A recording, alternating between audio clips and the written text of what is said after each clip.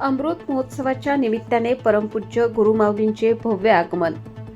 अमृत महोत्सवाच्या पावन निमित्ताने परमपूज्य गुरुमाऊलींचे लहवीत गावात मंगलमय वातावरणात आगमन झाले.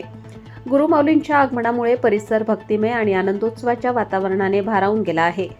यावेळी गुरुमाऊलींच्या स्वागतासाठी भाविक मोठ्या संख्येने उपस्थित होते. फुलांची उधळण, ढोलताशांचा निनाद, हरिनामाचा जयघोष आणि भजन कीर्तनाच्या माध्यमातून गुरुमाऊलींचे पारंपरिक पद्धतीने स्वागत करण्यात आले. गुरुमाऊलींच्या दर्शनासाठी भक्तांनी रांगा लावल्या होत्या.